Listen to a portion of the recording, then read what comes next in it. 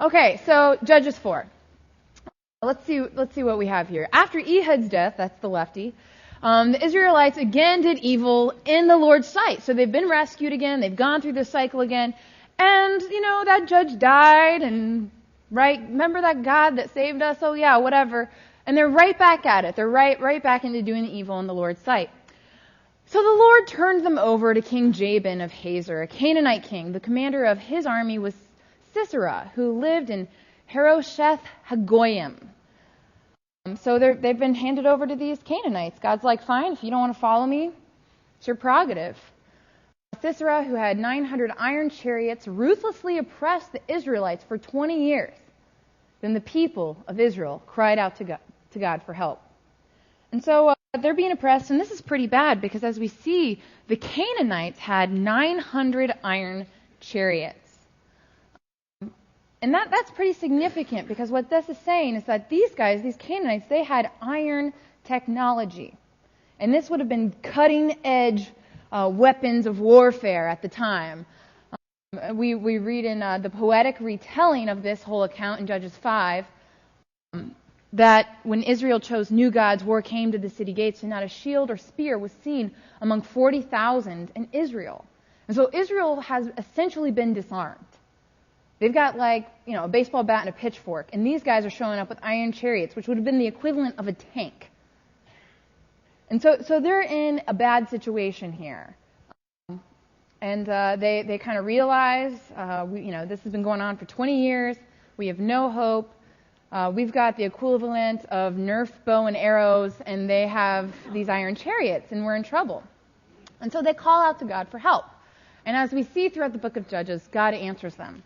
Verse 4, Debrah, the wife of Lapidith, was a prophet who was judging Israel at the time. She would sit under the palm of Deborah between Ramah and Bethel in the hill country of Ephraim, and the Israelites would go to her for judgment. And so here's this woman that God has raised up to rescue Israel.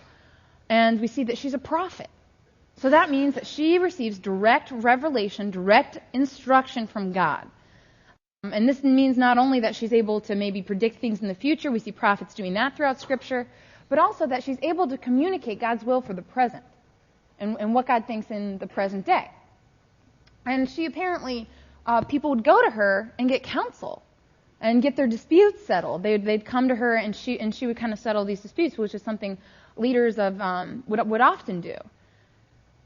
So then one day she sent for Barak, son of Abinoam, who lived in Kadesh in the land of Naphtali. She said to him, "This is what the Lord, the God of Israel, commands you. Call out 10,000 warriors from the tribes of Naphtali and Zebulun at Mount Tabor. And I will call out Sisera, commander of Jabin's army, along with his chariots and warriors to the Kishon River. There I will give you victory over him." And so Deborah gets this word from the Lord, and she calls up this general, this military official, Barak, and she's like, God has something to say to you. He wants you to rally up all these troops from these tribes, go out to Mount Tabor. He's going to lure out this general, Sisera, and he's going to hand him over to you. He's guaranteeing you victory. And so what God has done is he said, look, here's the blueprint for how I'm going to deliver Israel. This is how it's going to happen. This is what you need to do. This is who you're going to do it with. You just need to go, and I will deliver him. I will deliver him over to you. That sounds pretty cool. Let's see what Barak says. Barak told her, I will go, but only if you go with me. So this is kind of strange. You imagine this great general is being told, God is with you, go out and enjoy the victory. And he says, I'll go, but only if this lady goes with me. And it's not really clear why he says that. The text doesn't really tell us. But one thing is for sure, this was a huge risk. This army that he was going up against had been oppressing the Israelites for 20 years. This general was ruthless, we're told. And Barak is like, yeah, right. Me, these guys over here, the ones with no weapons, Yeah, we're going to defeat him in his iron tank chariots. That doesn't sound realistic to me. And so he kind of responds with this kind of half-hearted, yeah, I guess I'll do it on this condition. This was a huge risk that God had laid before him.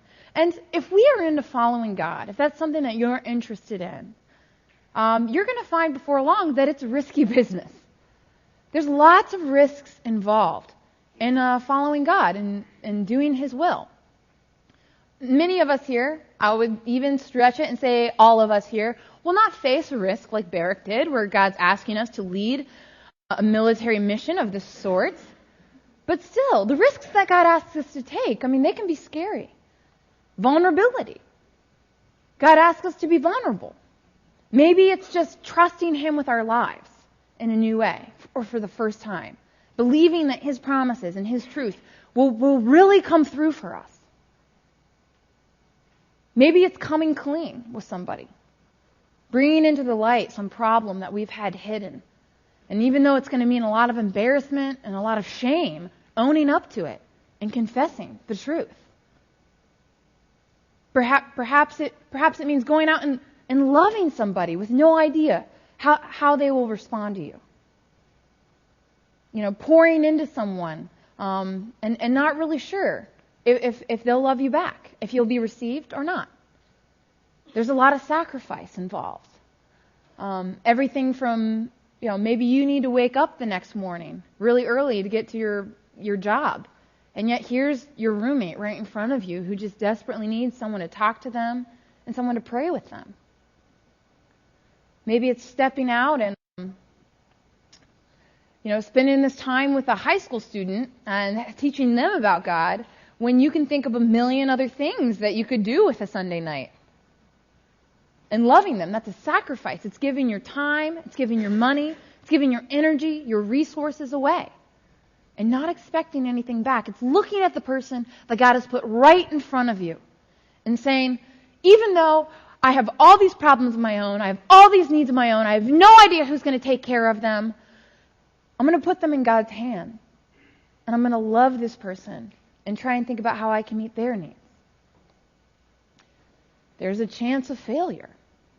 I'm going to step out and I'm going to tell somebody about what Christ has done in my life, knowing that I could very well be completely rejected. And I could get shut down. Maybe it's trying out a new ministry venture for the first time. Maybe you've been asked to take on some kind of leadership, some kind of teaching role. And if I do this, if I say yes to this, that means if I mess up, everybody's going to know about it. It's going to be on display for all to see. And yet these things, they're the kind of things that God asks us to do on a weekly basis. If we're trying to follow him, take these kind of risks. Be vulnerable. Put yourself out there. Make that sacrifice. Trust that God will meet your needs and you can focus on somebody else. Maybe you will fail. Maybe it won't look exactly like you would define success.